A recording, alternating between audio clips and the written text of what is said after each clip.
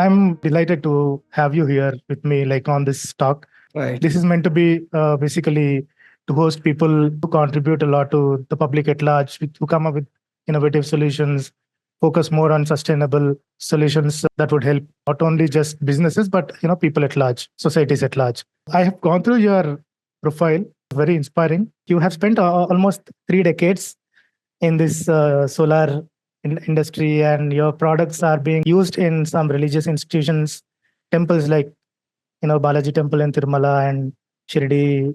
Would like to know the story from you, like your beginnings. How did you start? Where did you start, and how did you come into this solar? Okay. So Hari, like life is funny, right? I never ever thought that I'm going to become a entrepreneur in the field of solar. To really start, I was, as they say in Hindi, में बड़े बाप का बिगड़ा बेटा था. I'm a Gujarati, born and brought up in Bombay. My father was a rich industrialist having many industries. And so when I studied, I thought education is something that is required by the poor. I'm a rich man and I can hire the best brains and they will work for me and they will make money for me. So when in college and schools, I was more in canteen than in class. I was more with girls than with boys and did not really take studies seriously. And but luckily, what happened was that when you are a sort of a son of a spoiled brat, you want to impress the girls because that's the age when you want to. And then the best way I thought I could impress the girl was to say, look, I'm going to go out of India and I'm going to be going to USA because I have an uncle there. And India is too polluted and too dirty and also, all the usual things that a boy tries to impress a girl. And unfortunately, because I was not in my classrooms, I did not get good marks to get admission in USA or into good university to go to USA, and did not get my visa to USA. And that gave the girls a chance to come back to me and started saying, hey, Deepak, you're still here. What happened? You want to go to USA. You did not go. And it went on so long that I was really irritated. I said, I have to get out of India, even if I have to go to any other country in the world, but I have to live here because these girls are not going to leave me alone. And luckily, one of my father's friend was visiting from Germany. And so he asked me, what are your plans? And I said, look, I don't know. And he said, why don't you come to Germany? And I said, why Germany? And he said, in Germany, because first, German education system is very good. Germany is very strong on technology and your father has chemical industries. So Germany is very strong on pharma, chemicals and everything. And I said, yeah, but that's not incentive enough. What else? He says, look, in Germany, the education is free. And I said, wow, that's some good news. That means I don't have to go to my father and ask for the money. And then he said, oh, and in Germany, you don't require visa. So this was in 1978. So I had all the incentive. That means I was assured to go to Germany. I did not have to pay for it. And I could study engineering, which I could not when I was in India because I did not have enough good percentage and even could not go to USA to do the same. And after finishing my college in Bombay in Mithibai, I did my Bachelor's of Science. When I started to kill my time, started working in some my father's friend's factory because my father very clearly told me, my dear son, you don't inherit this place. You don't just become the owner of the company because you are my son. You have to earn it. So first go and work somewhere, get experience, prove yourself, and then you come into my business. And when I went out and started working for my father's friend, I realized that I was in the shadow of my father. Everywhere I would go, I was not respected for what I was, but I was respected or given respect for what I was, the son of Mr. Naval Kumar, So then I wanted to get out of this shadow and prove myself. And then suddenly I realized that all the studies what I had done in India had not really helped me. I just studied or crammed enough to go to exams and pass the exams. I had not really studied for the studying sake. It was more to get a degree. And in Gujarati, we say if you have a degree, you get the degree. That means to get married and get a job. But job was not my criteria. And that's how I was given a chance to go to Germany. I did not even know why I was going, what I was going to do. The whole idea was get out of India, find myself and find a future. And it was in Germany that I sort of found myself. So first thing that happened to me when I went to Germany was I realized that I was like all other students there. I was not a son of a rich man. I had to fend for myself. All my father's name, fame, and all could not help me. And he couldn't even support me financially because in those days in India, you could only go out of India with $50. RBI wouldn't give me money to go out of India because the degree I was pursuing in Germany, the degree in Germany is called diploma. There is nothing like, at that time, there was nothing like bachelor's, master's, and PhD like we have in India and USA. But in Germany, as a typical education system where you have diploma and then directly PhD. So when I went to RBI to seek to take foreign exchange, they said, no, you are already a bachelor's. How come you go for diploma? We'll not give you the money for that. So actually, I had to go and then find myself and fight myself into surviving. And that was good for me because now I was like every other young man, had to work evenings, on weekends, in vacations to finance myself. Then तभी कहते हैं ना कि मुझे दाल रोटी का दाम पता चला कि what is life, means you to spend for yourself. And another thing what I learned was, like, while I was in India, we think West is the best. We go to movies and see those beautiful countries and fast life and cars and prosperity and ease of everything. And then when I went to Germany, we had this inferiority complex. West is the best. And going there, suddenly I realized that maybe there is some good thing to the West. It's a very disciplined country. There is prosperity and all, but there was not happiness. Suddenly I realized I was born and brought up in a joint family, and suddenly I started missing my family. I started missing the food, my friends, the life in India and all. And I realized that India, we have a great country, great culture, great food and all. Only thing we did not even know that, realize it. So I always say that while I was in India, I was a foreigner. When I went out of India, I became an Indian. So I found myself, I became Indian, I started loving India. And also what I discovered was that all of a sudden I took my engine, when I went there, I thought I've done my bachelor's, I can do my master's. And German said, no, you cannot do your master's because what you have studied is not good enough to start your education. You have to first start from scratch. So my bachelor's was not recognized. And I said, look, if I had to study again, why should I do science again, chemistry? I can as well do chemical engineering because my father was a chemical industrialist. So I took admission into a subject called process and environmental engineering. It was the first time that course was offered. And I started studying, and suddenly I realized I was a great student. And I asked myself, how come suddenly, when you were in India, you were an average student, and in Germany you are excelling? At first I thought maybe because I was able to concentrate, I am not in canteen and not with girls. But I realized I was enjoying my studies. And because I was enjoying my studies, I was good. And then I started asking myself, how come I'm enjoying my studies?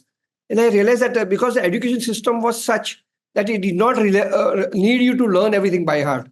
I still very distinctly remember that when I went to my professor and said, look, give me my timetable and tell me when I have the exam so I can prepare. He says, look, Deepak, here you study, and whenever you're ready for exams, you come. And you can come prepared, and if you want, you can bring your books. If you want, you can bring your scientific calculators. There were no computers at that time. And if you want, you can also bring your friend. And I started laughing and said, look, what type of exam is this? When you are allowing me to take my books and my calculator and my friend, then what's an exam? This is no, Deepak. When we prepare you as an engineer, we prepare you for the real life. Whereas when you are an engineer, when you are working, you have access to all the information in the world. You can study books, you can talk to friends, colleagues, but in the end, you are the owner of the problem. You have to solve the problem. So we want you to not learn things by heart, but we want to try to understand a problem and find a solution. And if you don't find a solution, then you have to live with the consequences. So this analytical approach of studies was something which I really loved because I didn't have to learn by heart. They would give you a problem and then you have to look at that angle from all sides, discuss, read, and analyze, and come with a solution. And it was like a jigsaw puzzle. And I started enjoying my studies. So I think that whole education system, where it did not require me to learn everything by heart, but that develop an analytical problem-solving skill was fun for me, and I became a good student. And then when I finished my studies, I said, okay, now what? And then I told my father, I finished my studies. Can I come back? He said, no, you're going to Germany, get some experience, because education alone is not sufficient. It's a great chance you have to work somewhere and come and all. And then he says, go work in some company where you can bring some know-how, come with the know-how. The next question, which is to talk about your entry into the solar energy industry. So basically, as I said, I did my process and environmental engineering. And suddenly I realized that whenever you do any process, there is also a cost you pay for that process. And that cost is not just in economical, but also ecological damage you create. So environmental engineering made me conscious of the side effects or the harm you do in doing a particular process. So I became more environmental sensitive to the whole issue of waste, water, air, pollution and all. And then while working in the company, I discovered my love for energy. Means I was working for the company and they gave me the charge of energy conservation. And I started working in the field of heat recovery. And then I realized that energy is something which is very important for any process.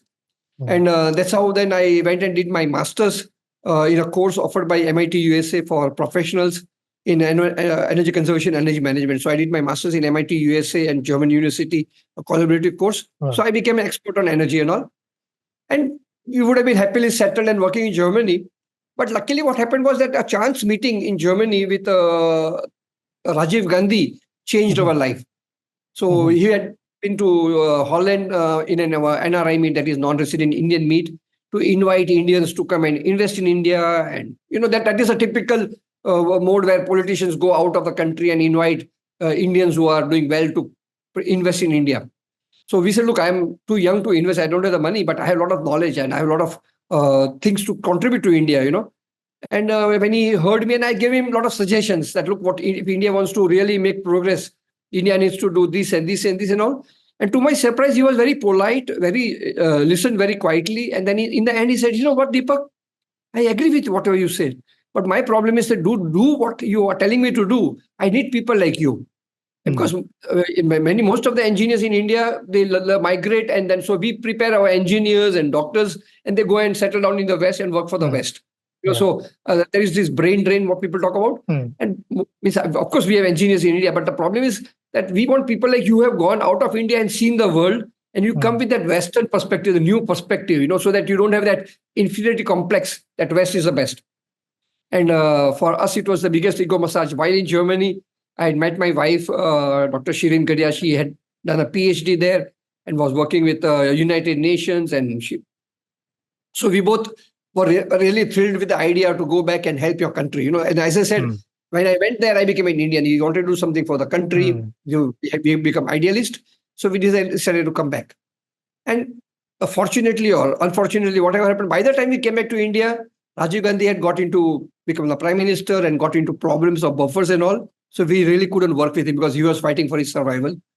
And we decided not to go back to Germany because once we have come back, if you go back, then all the German friends would ask you, hey, what happened? You went to help your country, now you're back again. So you didn't make it, And I always say Indian can lose everything but his face. So we decided not to go back and do something in India. Yeah. And then what to do? So basically, I started working for the German company to market their heat recovery system, which I had installed in the company where I was working for Southeast Asia.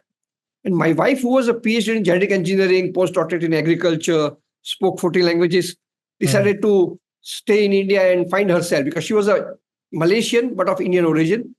And to her disappointment, when she went to university and said, look, we have come to India to help the country, the answer she got was, ma'am, we don't require a foreigner to come and help us. We Indians are good enough and smart enough. Only thing what we need is money. If we had money, we could solve all the problems. Our poverty is our problem, or lack of resources. And she said, no, that's not true. There are so many problems, so you can solve without money and all. And she listed many. And we had settled in Baroda. And in Baroda, for 3 years, there were consecutive drought. And then there was water scarcity. And then she would see that we were, of course, a bit richer than because we had come from Germany. We had come with foreign exchange. So we were living in a good society with a bungalow and all and garden. And our neighbors were all well-to-do. And she would see that all the people will garden their, water their gardens and wash their cars and all. While a few kilometers away, people would not even have water to drink. And then she started telling people, look, let us not waste water. People don't have water to drink. And the answer she got was, madam, there is enough water in the ground. You just need energy to bring it out, And she was like shocked. Like, these are all educated people talking like this. So she started trying to educate them and preparing posters with the help of students here, save water, water conservation, every drop of water counts. And I was like confused. I said, look, you are a PhD, genetic engineering, and what are you doing? You're just doing basic work of creating awareness. And she said, look, don't tell me what to do. I want to do what I think is right, and you do what you want to do is and all. And I did not sort of respect her for what she was doing. I thought she was wasting her time, but I was happy that she was doing something so that I could pursue what I could do or wanted to do. But then suddenly, while working as an expert in energy and going and selling heat recovery system and trying to sell them in India, I realized that in India, because India had a closed economy, energy efficiency was not important because at that time was a time of monopoly where people could produce any trash and wait. People would have waiting list. If you want a phone, you have to wait for 3 years. If you want to have a car, you have to wait for 2 years. So quality and energy efficiency was not at that time important. And people would do energy efficiency or do energy audit just to show government that they have done that because it was a requirement. but they were not really interested in implementing because the buyer was paying for the inefficiency of the producer. I was a bit frustrated that, look, people know that they could save energy, but they are not interested in saving because someone else is paying for it. So I was a bit disappointed. And then one day while we were sitting, me and my wife, I said, look, how come you are happy? And how come I am unhappy? You know, it means you have all the reason to be frustrated and angry because you have given up your education, your 2 PhDs, and you have left your country, culture. And now, and we don't respect you for what you do. Even your husband does not believe in what you do. And you are still so happy. And how come I am not unhappy? And she said, you know, Deepak, you are unhappy because you are trying to prove yourself. And I'm happy because I know that what I'm doing is good and it is very fulfilling for me. And I think that fulfillment is what we want. Suddenly it struck me. And by that time, we also knew that we would have no children, or we did not want children. So I said, look, what do we want? In the end, we want money. And why do we want money? Because we want happiness. If I can find happiness without money, then why not? You know, like, and money, of course, we all want, but we want just enough to be self-sufficient so that we are not dependent on anyone. And that much money we can easily make. So I said, look, I would like to join you. And she had started an NGO to do her work. And the NGO was International Center for Networking, Ecology, Education, and Reintegration. So it was Eco Center, ICNIR. And ICNIR means also one stream, you know. And then the focus area was networking. That means work with each other, learn from each other. So collaborate. Education, because we realized that education is the only way we can empower people. And environment was because we realized that if your country wants to make a progress, you cannot do it at the cost of ecology. Ecology and economy have go to hand to hand. So ecology, of course, was the main factor why she started the whole work with water conservation and all. And then reintegration was because, like us, when you go back from outside, you have bring a different perspective, different approach. You know, more not like what everyone is doing, but try to make a change.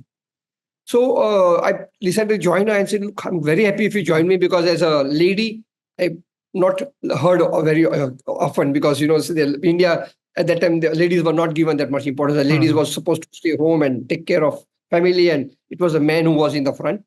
And then again, she was a foreigner. So people will tell her easily, oh, ma'am, you don't understand India and all. So she was happy that here I was a marketing man and engineer with MIT and with all connections will join her. And she said, I'm glad that you're joining, but you have to get to know India. And I said, Shirin, you are a foreigner. I am an Indian. I don't have to learn India. I was born here. And she says, no, the India you know is not the real India. You were born and brought up in Bombay to rich parents. So the real India is not what you were born into. Come with me and I will show you the real India. And I started traveling with her and going to villages where she was going to tell people about water conservation, about deforestation, why not to deforest, you know, because she would try to show linkage to people that if you deforest, there is not going to be no rain, you know. It was a foreign country which made me an Indian. And it was a foreign lady who showed me the India, the real India. You know? Then she said, look, Deepak, I would like to you to help me. Because whenever I go and talk about deforestation, not to deforest or stopping deforestation, the people will tell me, madam, we know that we don't have to cut the forest. But it's very easy for you to say don't cut forest. But what's the alternative? What's the solution? So don't talk about problems, talk about solutions. You know? So she says, look, my problem is that I know that they should not cut tree, but what solution can I offer? You know? And the people said, look, we don't have gas to cook. We don't have electricity to cook. We only get 2 liters of diesel at that time. Government used to give 2 liters of diesel at subsidy. And that also with a bit of color so that they will not be used for any other purpose. And they had no choice but to deforest. So she said, can you help me? And you're an energy person. So I said, wow, it's such a simple problem, you know, like just using a low-grade energy for cooking. And I thought it was something very easy to solve. And that's how I got interested into finding a solution where you could cook without using firewood. And then suddenly I realized that to do that, solar energy would be the best route because the world and India is blessed with sunlight. So I said, look, why can't we use solar energy? So while studying, I had studied a bit of solar energy, but I did not really have any solution. So luckily, while I was working in Germany, one of my colleagues who was working with me had told me that he had developed a technology called solar cooker. I remembered him. So I said, okay, let me go. And first thing I did was, of course, try to find out if there is any technology available in India. And then I found that there was a technology called box cooker, which was available. And I was amazed. I said, wow, that means there is already a technology in India where people can cook without using firewood.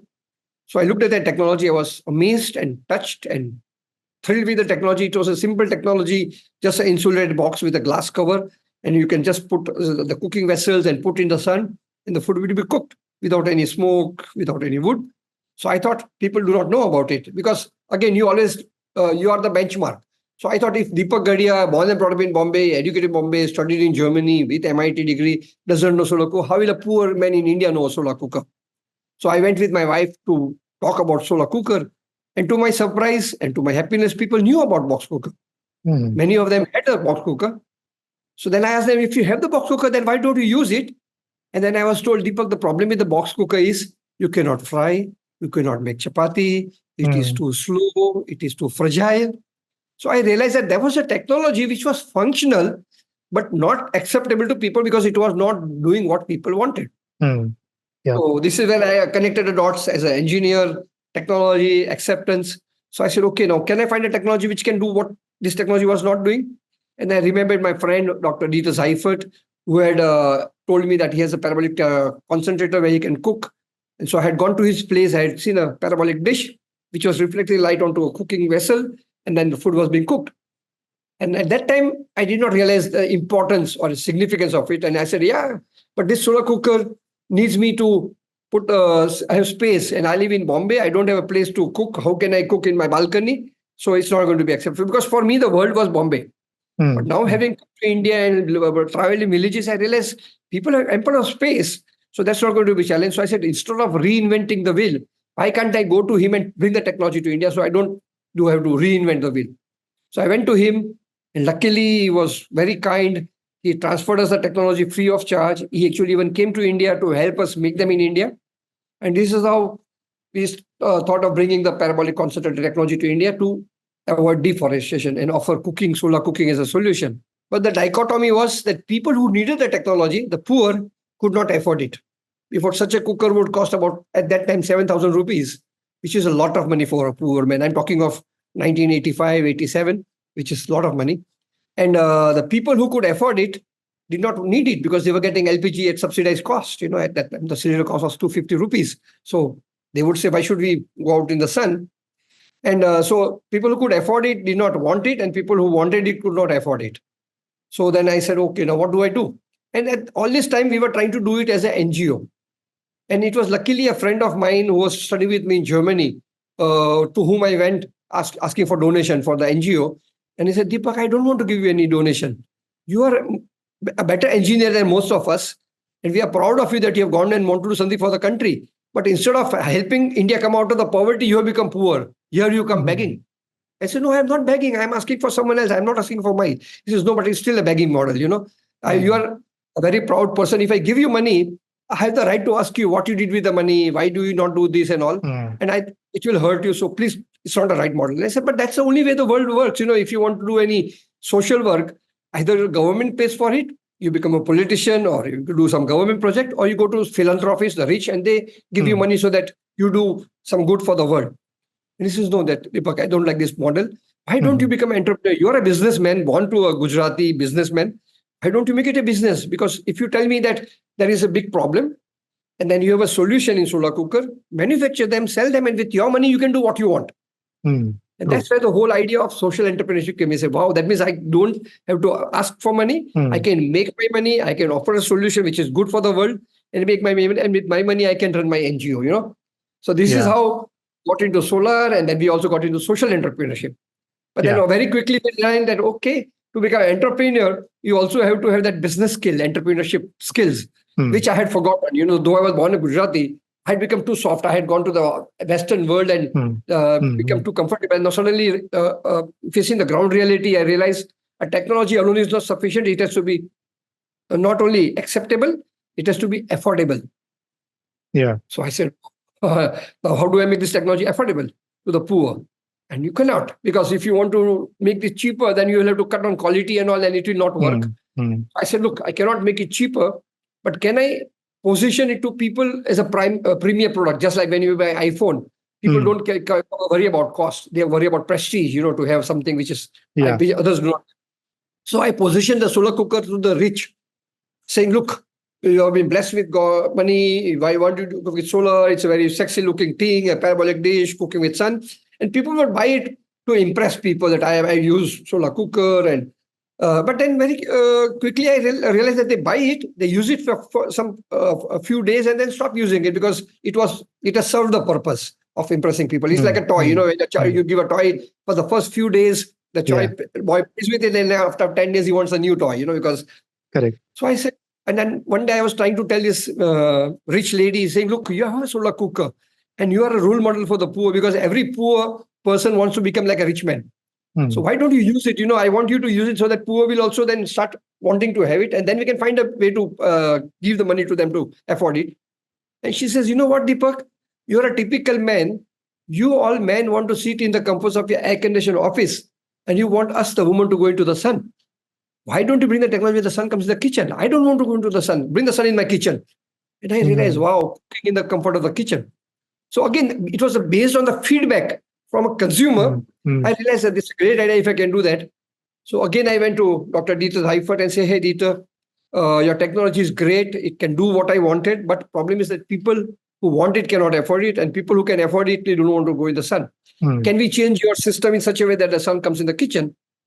And he said, no, Deepak, my technology cannot do that, because I have a parabolic dish where the focus is in the dish and the cooking vessel has to be where the focus is.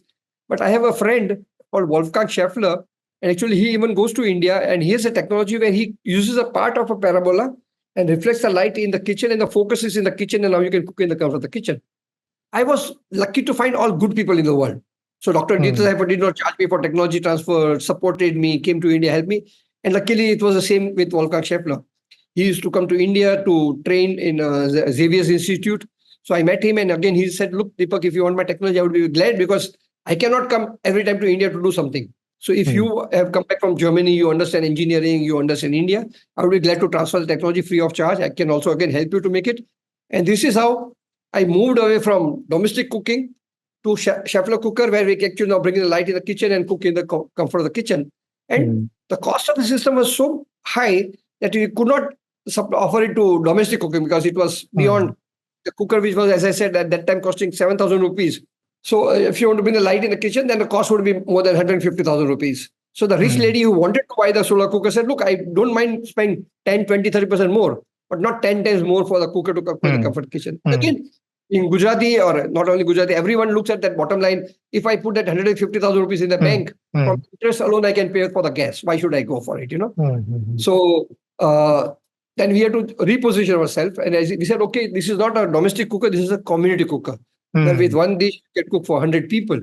And we piggybacked onto the Indian government program of midday meal program, and started offering in midday meals, in schools, in ashram shalas, ashrams and all. So our company, Gadhia Solar, started with domestic cooking, moved on to community cooking. So this was his entry into solar, and then slowly making progress. Currently, what is the situation? Like, are you only catering to community cooking, or also have individual products like for the family? Yeah. For me, actually, solar was my starting point to the real life problems and solutions. So I started with domestic cooking, then went into community cooking. And from community cooking, we were graduated into institutional cooking. So basically, we got an inquiry from Brahma Kumari, and Brahma Kumari said, oh, we want to cook for 1,200 people. Now, the technology which I had, where we could bring the light in the kitchen and cook in the kitchen, was not acceptable to Brahma Kumari, because it would need 12 dishes, 12 cooking vessels, the kitchen to be facing outside. So they said, Deepak, can you not develop a technology where you don't have to position like that? Instead of that, you bring steam in the kitchen, because they were cooking with steam. They had a boiler and they were cooking steam. So again, I went back to Germany, and then with the German company where I was working, they gave me the idea that, yes, we have a technology where you can use your solar dishes to produce steam out of it. And we again went to German government and managed to get funding from the German government funding agency called GTZ. Now it's called GIZ. And this is how we developed the world's first solar steam cooking system, where with our parabolic dishes, we reflect light onto the water body. The water gets heated and converts to steam. And now the steam comes in the kitchen now. So the dishes can be in the terrace or can be far away. And you convert the light into heat, and then you bring heat in the kitchen and you cook with that heat, So this is how we transited from domestic cooking into community to institutional cooking. And then we suddenly realized that why are we talking only of cooking? So cooking, you'll be surprised that even today, as we speak, 50% of the world population cooks on open fire. What? 3.2 50%? billion Oh, women. Yeah, 50% of the world population, not India. Even oh, today in 2024, like on one wow. side, we have already gone to Moon, and we are talking of going to Oh, Mars, but we have not been able to solve the problem of cooking, which was there at the time when we came. And even today, as we speak, nothing much has wow. changed. We have not been able to move Okay. the needle. So then I said, can we not do something more with this technology? Because when you have heat, you require not only heat for cooking, but you require in all industries, they require Mm, heating, they require cooling. We went on from becoming a small startup to offer cooking solutions mm, for domestic cooking to community and institution. And we did very prestigious project like we installed the world's largest cooking system for Tirupati Temple, which mm, cooks 30,000 meals. And then we broke our own record and then supplied a system to Shirdi Temple, which cooks 50,000 meals per day. And then one day at the NGO Muni Ashram, where I stay now, but at that time I was the supplier, the chairman, Dr. Vikram Patel, told me, you know what, Deepak, you're giving me heat when it is hot. Can you not give me cooling when it is hot? Because I run a cancer hospital and my major cost is cooling. And I said, yeah, but from heat, you can do heat. And he says, no, it's not true. I have a technology where I actually run a wood-fired boiler, produce steam, and with the steam, I'm doing air conditioning. And from a medical doctor, an engineer learns that there is a technology where you can run an air conditioning plant with a steam. It's a technology called vapor absorption chiller. mm. And then I said, wow, that's great. That means I'm already expert on producing solar steam. So why don't we marry that both? So we took that boiler away and put a solar boiler there. And we installed India's largest air conditioning plant, where we installed 100 Schaeffler dishes of 12.5 square meter and run 100-ton air conditioning for the hospital. The first Wow. and the largest air conditioning plant in India. Nice. So again, when you start your journey, you do not know where it's going to take you. We have never ever had envisaged that we are going to become such a successful company and such a big entrepreneur and making so much impact. So we started offering solar cooking solutions, and then we did solar air conditioning. And then one day my wife came and told me, you know what, Deepak, we came to India to help the Indian and to help the India and the poor. But Mm. in that process, we have become rich. Yeah. And now we are helping the rich. We are not helping the poor. Our projects are taken by IBM for cooking, or Sanghi Ah, Industries, or Tirupati Temple, or Shirdi Temple, or Indian Army, or Sabarmati Jail. We did not come for that. We could have stayed back in Germany and made that money. We came here to make a difference. We have not made a difference. So the poor, and so especially because she was connected to the villages. So there are two images when you go to think of a village. A woman of a village carrying water or wood. Even now when you go to a village, these are the two major activities of a woman, and very tedious and very cumbersome. yeah. And they still do the same. So I said, look, what do we do? And then she said, yeah, let us, we came to help the poor and the country and not ourselves. And we have been blessed that we have the money now. So why don't we do something now? Because previously we had an excuse to say we don't have the money to do it. Now we have the money, let's do something for the poor. And then we started asking ourselves, how can a country like India be poor? How about a country with 5,000 years civilization where जहाँ पे हम कहते हैं दूध की और दही की नदियां बहती थी? How is it poor? And then the normal excuse we get is, oh, we are poor because the Mughals exploited us.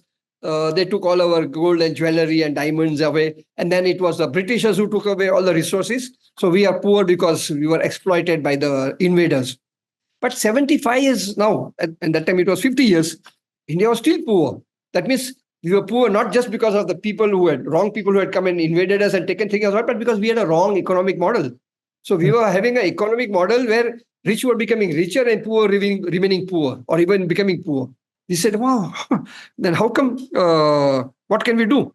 And then you realize that when you try to find out who are the poor, to our shock, it is a farmer who are poor. It was the farmer who are killing themselves. And we could not understand that how can a man who grows food go hungry? Mm. And then the answer was, a farmer is poor because he produces perishable product. He produces a product. If he doesn't sell it in 1 or 2 days, he has to throw it away. Yeah. So that is why when we did analysis at that time, only 8 to 12% of the price you pay for buying a product, from a farmer's product from a city, goes to the farmer. The rest of it goes into the chain of suppliers, the wholesalers, the retailers, packagers, transport, cold storages, and taxis and all. So we realized that if we really want to help the country, we have to help the farmer. And if we want to help the farmer, We have to help them convert that product from perishable into non-perishable. So we started working on again. So it was always a feedback, to being connected to the people, the problems, the needs, gave us the insight into what is the need. And so this is how we said, okay, let's work on food processing. So we have started working on bakery. Then suddenly we came across a challenge of water. It was said that the first and the second World War was because of oil, but the third World War is going to be because of water. So we started working on desalination. And then we said, oh, can we not also develop solution for the industry? Because we are trying to help people who need help, but they cannot afford it. But why can't we make money from the rich and give it subsidies to the poor? So we started developing solutions for the industries like wastewater evaporation, sludge drying, comfort cooling, because cooling is a great idea because now you're using the heat of the sun for cooling. So perfect match, just when it's hot, you want cooling, It kept on evolving, and then as life would have it, all of a sudden, we discover that my wife has cancer. Oh, okay. And it sort of affected us, like we said, just when things were going great and we wanted to do bigger things and better things and all, she has cancer. But luckily, before she had cancer, we also had some success, and which gave us insight into a solution of the world, which we have not been able to replicate, but we are still working on. So what happened was that while we were working for Tirupati Temple, the government official with whom we were working, a gentleman called Jagdishwar Reddy, who was the district manager of a government agency called NETCAP, that is Non-Conventional Energy Development Corporation of Andhra Pradesh. One day he took the village and said, look, these are the people who have done Tirupati system and all. And the villagers said, look, you are helping Tirupati Temple, who gets hundreds of crores as donation. He doesn't require solar cooker. We require solar cooker.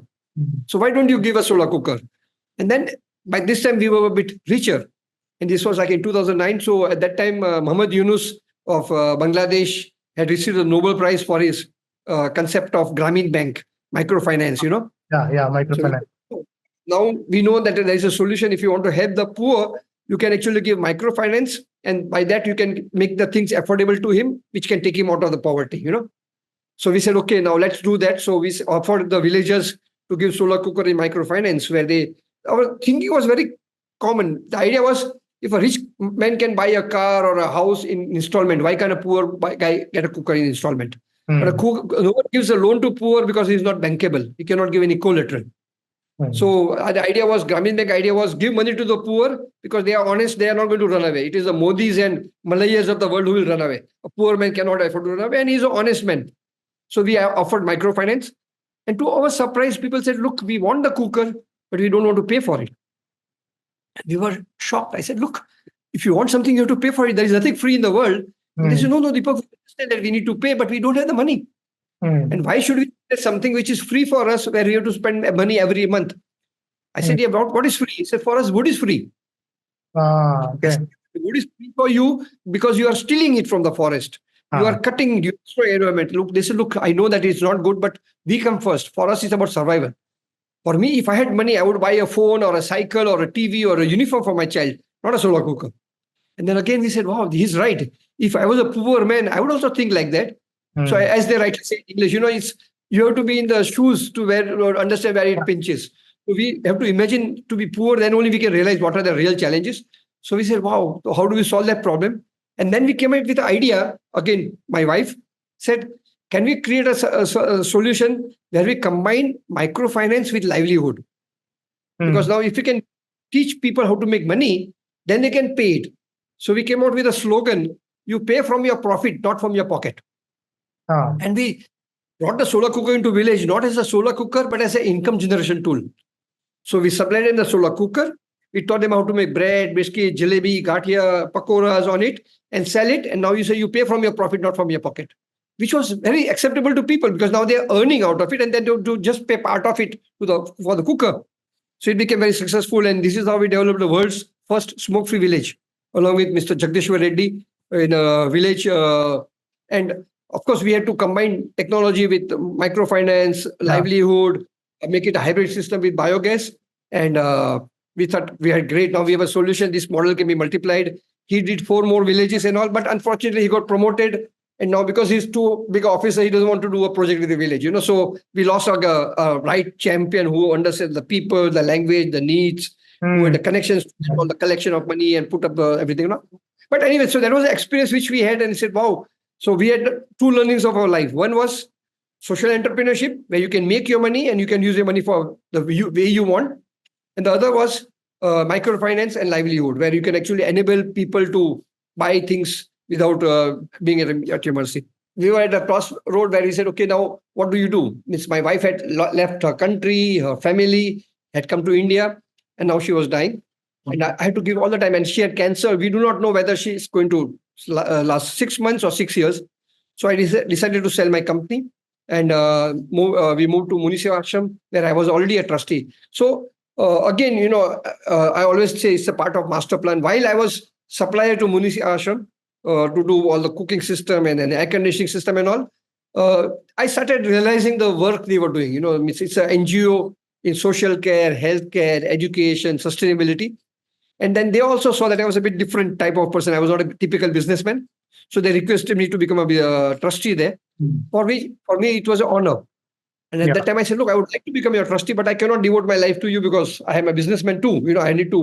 And he said, no, you continue your business, but we want you for that you have come on weekends and help us develop solutions for the villages, because we don't want to just help villages by giving money, free education, free health. We want to bring them out of the poverty, and for that they require training, technology, and all. So I had become a trustee in 2001.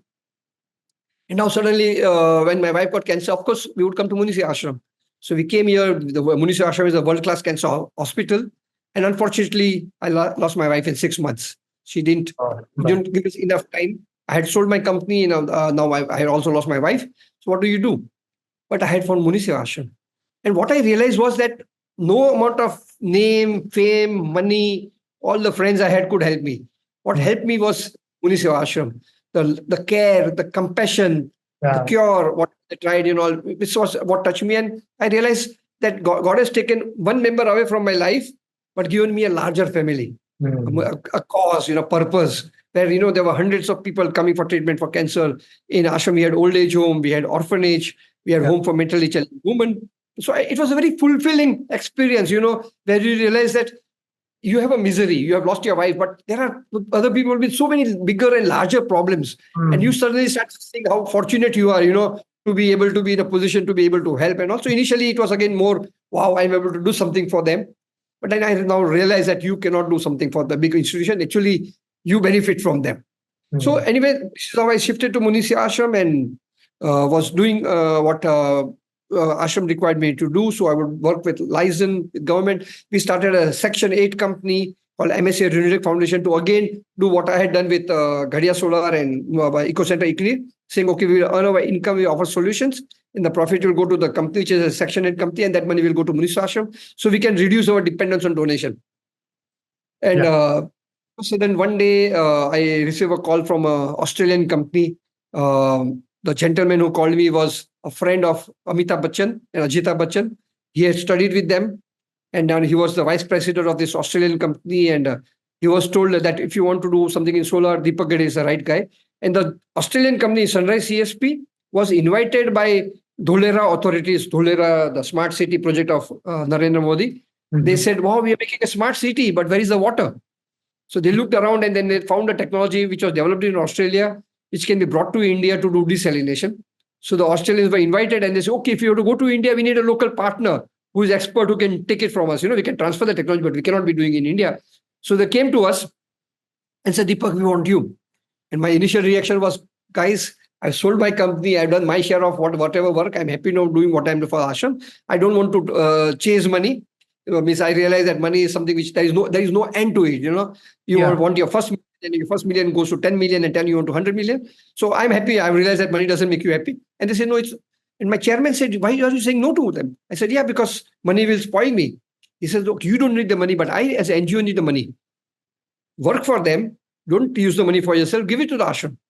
And then you are doing something what you're good at. What are you doing here? Here you are only doing a little bit of here and there. And if you think it's a good technology, bring it to India and you're helping the world. So it's a win-win situation. So I was again very happy that I had the permission of my ashram to say, go and work for solar. Again, you are going to be a social entrepreneur, make your money, invest into the company, bring the technology to India and make a game changer. And all of a sudden, what I realized was the technology which this Australian company had developed was 100% better than mine.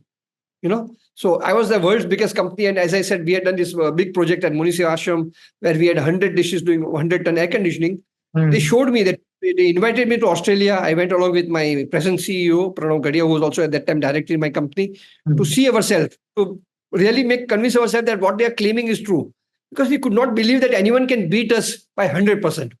I mean, 5%, 10% better, I can imagine. But 100% better than us after we had done it for 30 years. So we went there and saw that it was a technology developed by a university over 40 years with investment of $26 million.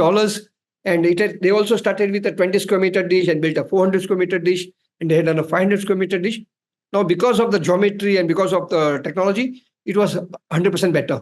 So where we had required 100 Shepler dishes of 12.5 square meter, the same thing can be done with only one dish of a 500 square meter. That means it required less than half the mirror.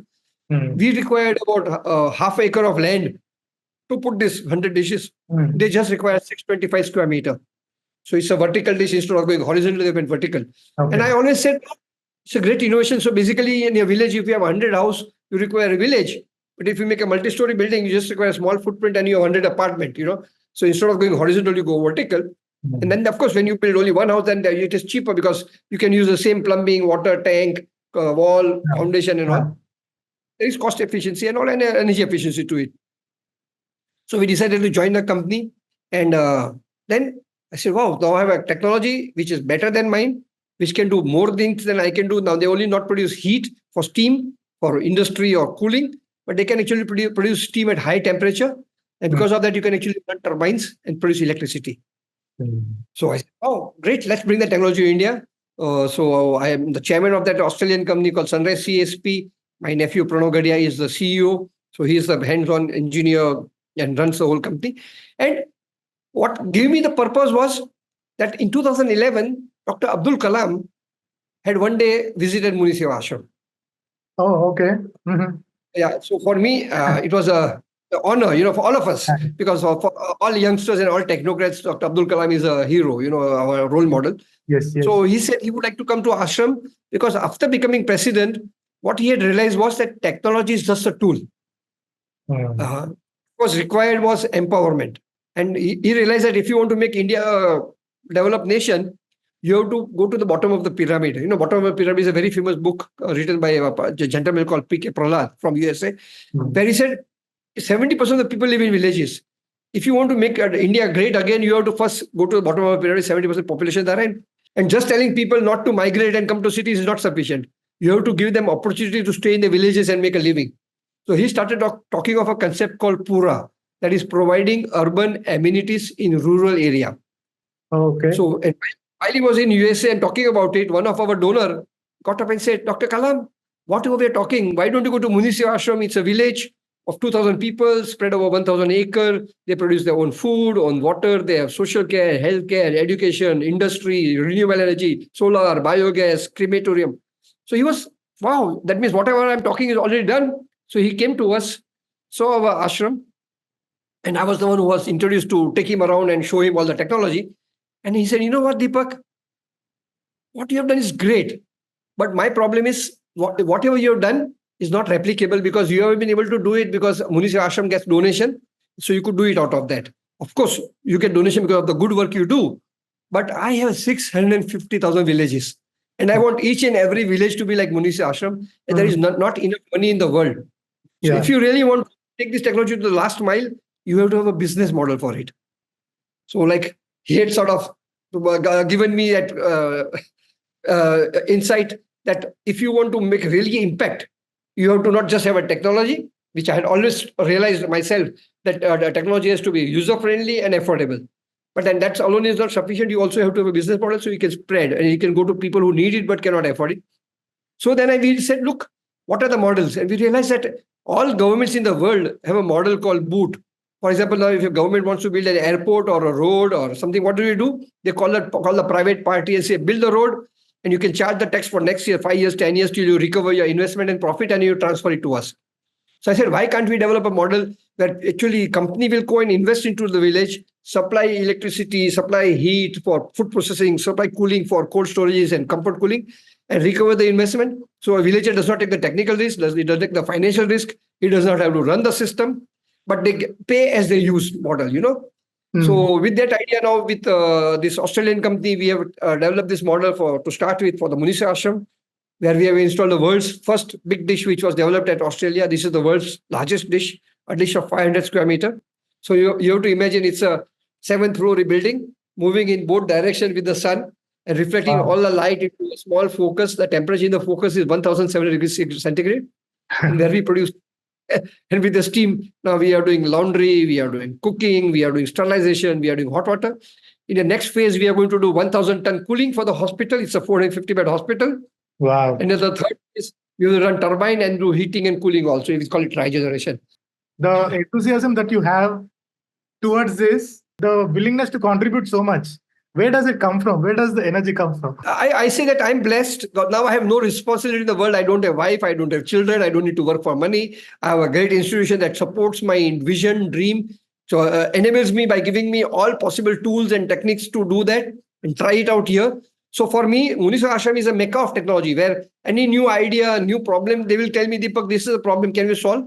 I'm a man of technology. I don't have to solve myself. I know people around the world. I scout for the technology, bring them here, indigenize them, and bring it to the people. Not just the technology, but also So I always say, besides engineering, what we need to do is social engineering. So because of that, now I have a purpose. I have get fulfillment. So basically, my message to everyone is, even at the age of 70, I work 20 hours a day and run all over the world because I'm happy. I enjoy what I'm doing. I don't get tired. And of course, working in solar energy gives me a different type of energy altogether, So I also thank solar energy for giving me the whole purpose and all. And solar energy connected me with Manish Kothari, who's again a great success story for me, where I brought him social engineering into it, so social entrepreneurship.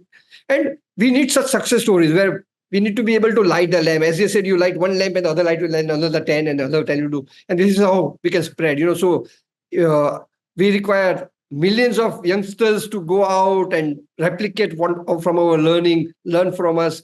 And we need to empower them and we need to share our experience, our work. And not everything what we tell is adaptable to them. They may have to tweak it, modify it to the requirement. The basic message for your youngsters is you are a lucky generation. The technology is available free of charge. Now with Google, information is not restricted to people. Previously, people would not share knowledge. So the modern media makes it possible to acquire knowledge very easily. But you need to know that I want knowledge, from where to get. It has to be authentic. There are people who are willing to share. And also now funding is available. Now suddenly there is awareness, whether you like it or not, the renewable energy is the only way for the world, because every time you burn wood or coal or oil, you are producing carbon dioxide, and that is doing global warming. So I think this awareness about environmental protection, global warming, now the companies are forcing their supplier to do ESG, environmental sustainable governance. That means if you use part of green energy, we'll give you extra price. Some big companies like H&M are giving grants to their supplier to go green because they want to show that we are not destroying the environment and all. So I think it's a great opportunity for the youngsters. And I always say we can convert the present big problem of unemployment into something where we can actually convert these unemployed into entrepreneurs and and make them solution providers. I always tell youngsters, become a solution provider, not a product provider. And be neutral, be honest, be ethical, and there is enough market. There is place for everyone in the sun. Don't look each other as competitor. We are complementary to each other. The market is so big that we don't have to step over each other's toe and we don't have to do unethical things. We got to have that abundance mindset rather than competitive mindset. Anything that you like to add on the inputs to the budding entrepreneurs who want to contribute to the society or become social entrepreneurs? Basically, the challenge what I see among the youngsters is now government has come up with this scheme called Startup India, Stand Up India, and we want to make entrepreneurs and all. A great initiative, a great support system. But I think people, and I don't blame them for that. I'm sure if I had been young, I would have been also that they want to become entrepreneur because they think it's a quick way to make money. I think you have to make money, but there is no shortcut to success. Not everyone can become Bill Gates and not everyone can become a millionaire overnight. So you'll have to plan to grow organically. Don't try to just get into just think that I have an idea and I'm going to make millions out of it. Just because Ola and some apps have done well, everyone wants to become an app engineer. Everyone wants to develop an app.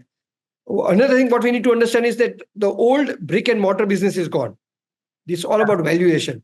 But valuation is not just because you have a product, it is going to happen. You will require to do many things. You will need to know business plan. You will need to know the market size. You will need to know the costing. You will need to know the government support. So there is no shortcut to success. So become an entrepreneur. There is no shortcut to success. You will have to work hard 24/7, and don't do it just to impress people. And be prepared. There will be failures.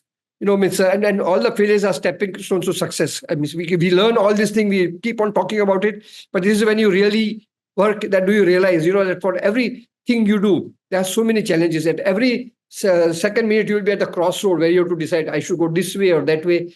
So take a pause, think calmly, take the next step. Be prepared for the failure, but don't give up. So for me, the slogan, what I tell is, there are these four important P's to become a successful entrepreneur. First is passion. You have to be very passionate about what you do. You have to believe in yourself and what you want to do. Yeah. Second is perseverance. Don't give up. Yeah. Because it is not going to happen quickly. And people will try to discourage you, saying, no, so many people have tried, it has not worked. Just because others have not succeeded doesn't mean your idea was wrong. Listen to them, think about them, don't just rule them out, because I'm sure there is sometimes wisdom in them. You can learn from them and continue. So perseverance is very important. And then professionalism. Just because you are doing it doesn't mean that people have to buy it. It has to be a good product with a good service, with a value to it. And then it has to have a good purpose. These 4P, I think, are very, very important for any entrepreneur to continue. And don't get stuck only with one product. Keep on evolving, So you cannot just say, okay, I've done my share of it. I have one product. No, because soon there will be copycats. There will be other people who will come out with bigger, better products. So you have to keep on moving. As they say, rolling stone gather no moss. So we have to keep on evolving. Yeah. So there is one more last question that I have, which is again a bit personal for you. So you lost your wife to cancer and you coped up with it. You came up from that grief, that period. But then you had a mindset, you had an approach towards life that made you recover sooner and faster and come back with lots of energy. But what is the kind of advice that you give to young people or anybody for that matter who suffer a lot, because of personal loss? Any suggestions, any advices that you would like to give? It's very difficult because what is true for me may not be true for others. So there is no particular formula to overcome such thing. But what I keep on doing is that whenever, and even now, in spite of all the successes and great achievements I've done, there are moments when you are weak. Yeah. And then you are down and you're depressed and you think people don't understand me, people are after me, or at that moment you are so deep. And then I look at others and I say, look, God has given you everything. You are young, you are healthy, you have name, fame, you have support system. So look at others who are struggling, and then you will realize that your struggle is very small compared to others. Mm-hmm. And then that will give you energy and courage to restart, reboot. So don't give up.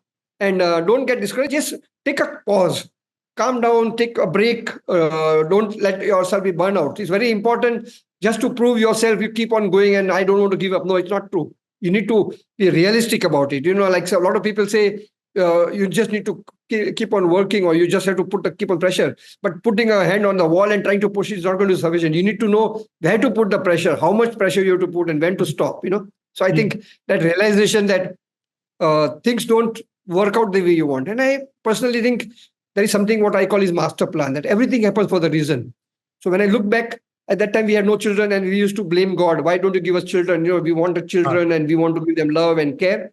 But now we know that there was a reason. God knew that he's going to take my wife away. If we had children, perhaps we would have not become what we are now. We would have been also like any other family.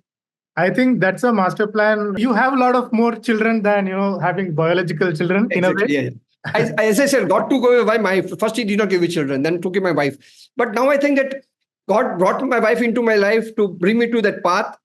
And then she finished her karmas and she went away, but then she brought me to the path. Otherwise, I would have been a businessman and followed my father's path, And she took me out of that and put me into a different path.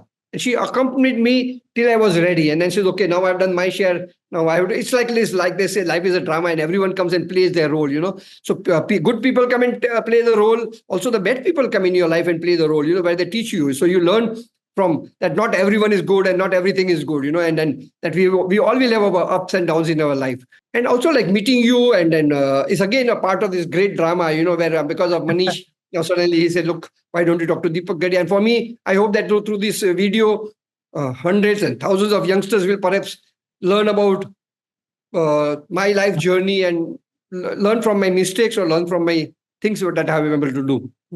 Yes. The purpose of the show is the same, sir, to give some inspiration to people who want to do similar kind of works, to encourage social entrepreneurship, to boost their courage. As you said, nowadays everybody looks at entrepreneurship as a way to earn money or fame, but not as a way to serve the humanity or serve the society. And the title also that we put is The Stars Among Us is basically, we are trying to say that everybody who is working towards welfare of the communities, people, is a star.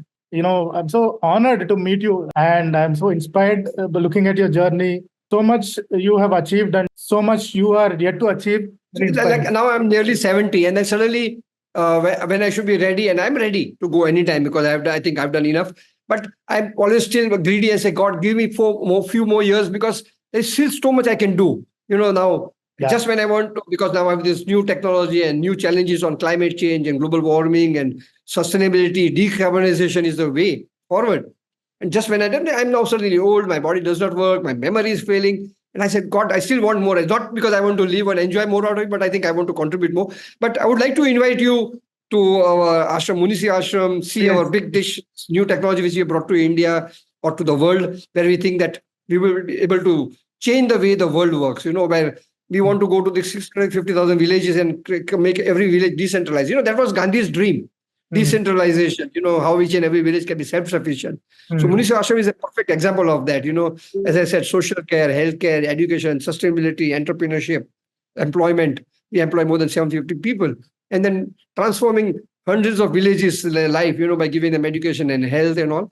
Yeah. So it's too good to be true. And someone has to come to see to believe it. All the viewer, whoever wants to come and be here, we bring students. We have some people come to the students, do the master's, PhD. They do internship with us.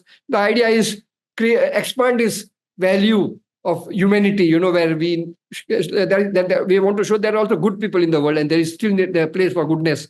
Because the message the present world is giving, if you want to succeed, you have to be ruthless, without lying, without corruption, you can't make money. I think that's a wrong message. We need to show that, no, it's also possible the other way which is possible and also more fulfilling and honorable way to do it.